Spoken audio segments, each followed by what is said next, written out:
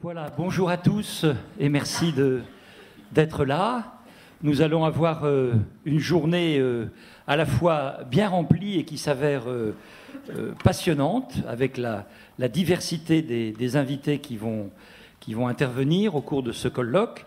Et tout de suite, je voudrais, pour introduire cette journée, laisser la parole donc au président du CFPE Enfants Disparus, Jean-Pierre Debuisson, que nous sommes heureux d'accueillir ce matin. Merci beaucoup. Mesdames et messieurs, bonjour. Je souhaite la bienvenue à toutes les personnes présentes qui, malgré certaines contraintes de transport aujourd'hui, sont venues participer à notre troisième colloque ayant pour terme « Disparition inquiétante de mineurs en France et en Europe ». Alors, je m'interromprai peut-être au cours de ce topo parce que notre ministre de la Famille, Madame Rossignol, doit arriver dans quelques instants. Tout d'abord, je tiens à remercier Madame Rossignol, ministre des Familles, de l'Enfance et des Droits des Femmes, ainsi que ses services pour le soutien qu'ils apportent au CFPE Enfants Disparus et nous avoir permis de tenir notre colloque dans ce magnifique lieu, dans cette salle superbe. Je tiens aussi à remercier toute l'équipe du CFPE Enfants Disparus, salariés et bénévoles, sans oublier leur directrice bénévole, elle aussi, pour leur investissement à notre cause. Créé en 2012 par le CFPE établissement sous l'impulsion de son conseil d'administration, le CFPE Enfants Disparus est consacré à l'accompagnement des parents d'enfants disparus. Il agit dans le cadre de fugues, enlèvements parentaux ou de disparitions inquiétantes. Les deux associations, CFPE Établissement et CFPE Enfants Disparus, sont étroitement liées par leur mission sociale. Il s'agit dans les deux cas de chercher à protéger les enfants et à accompagner les familles. Le CFPE Enfants Disparus est en charge de la coordination et du suivi des appels reçus, en France par le 116 000, qui est le numéro d'urgence au niveau européen, gratuit, disponible 24 heures sur 24 et 7 jours sur 7, consacré aux disparitions d'enfants. Dans un premier temps, je rappellerai quelques chiffres pour l'année 2015. Mineurs enlevés ou détournés, 511. Fugues, 47 970. Disparitions inquiétantes de mineurs, 405. Ces chiffres montrent l'ampleur de notre mission et du travail qu'il nous reste à accomplir avec la police, la gendarmerie nationale, la justice et tous nos partenaires de la protection de l'enfance. Pour ce faire, et dans un esprit de sensibilisation à notre cause, notre association a organisé en 2013 son premier colloque sur les enlèvements parentaux, en 2014 son deuxième colloque sur les fugues, et aujourd'hui nous ouvrons notre troisième colloque sur le thème « Disparition inquiétante de mineurs en France et en Europe ». Chaque colloque nous a permis d'améliorer nos pratiques et d'orienter notre développement. Et je sais que ce troisième colloque sera riche d'enseignements grâce à la qualité de nos intervenants et nous permettra une nouvelle fois d'être plus performants dans notre mission, protéger les enfants et accompagner les familles. Au-delà de ce constat, différents objectifs s'imposent. Le premier, pour toujours mieux assurer sa mission, notre association doit poursuivre son développement au niveau de sa structure, prendre une dimension nouvelle avec des moyens nouveaux et plus importants, surtout au niveau humain. Notre problème aujourd'hui, c'est la notoriété du 116 000. Bien qu'améliorée, cette notoriété, ce numéro 116 000, est encore trop méconnu en France.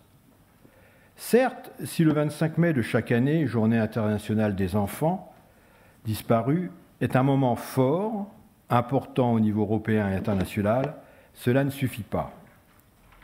Nous devons communiquer plus pour faire connaître le 116 000 et les services qu'il offre aux enfants et aux familles. Bien évidemment, le développement de notre communication passe par un soutien financier plus important. C'est pourquoi nous avons créé en 2015 une fondation abritée, Agir contre les disparitions d'enfants, sous l'égide de la Fondation pour l'enfance, qui peut recevoir des fonds privés, dont l'EG ISF. Malgré une écoute positive des médias durant toute l'année, les campagnes d'affiches permanentes grâce au soutien de l'entreprise JC-Deco, l'utilisation quotidienne des réseaux sociaux, nous nous apercevons qu'un ralentissement dans notre communication, faute de moyens financiers, prive des familles de notre soutien.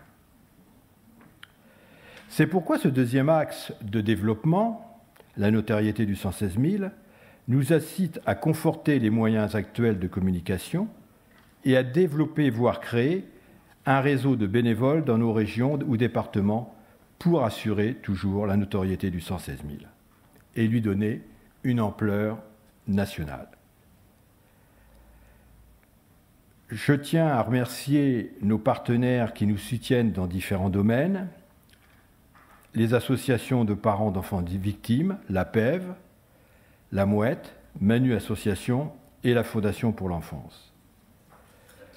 Je tiens à remercier nos partenaires opérationnels, la police judiciaire, la gendarmerie nationale, le ministère de l'Intérieur, le ministère de la Justice et tous leurs services, Missing Children Europe, organisation européenne qui nous fédère.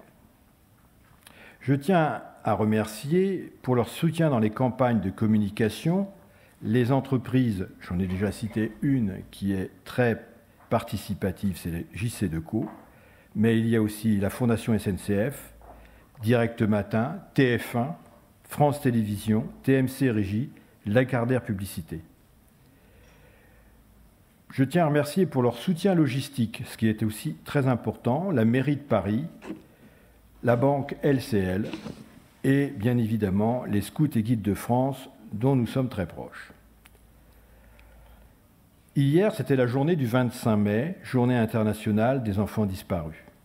Et à cette occasion, je tiens à remercier pour leur soutien lors de cette journée les médias, notamment les journaux 20 minutes, Le Figaro, Midi Libre, La Croix, le JDD et pour les interviews qu'ils nous ont permis de réaliser, RTL et Europe 1.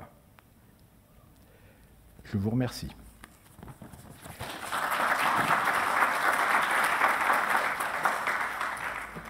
Alors, je vais vous proposer peut-être, Monsieur le Président, si je peux vous appeler comme ça, on peut peut-être en attendant Madame la Ministre, qui ne devrait pas tarder, mais à 5-10 minutes près, j'avais envie de vous poser quelques questions justement autour de la journée, parce que c'est une journée qui a quand même un certain déficit de communication, la Journée internationale des enfants disparus.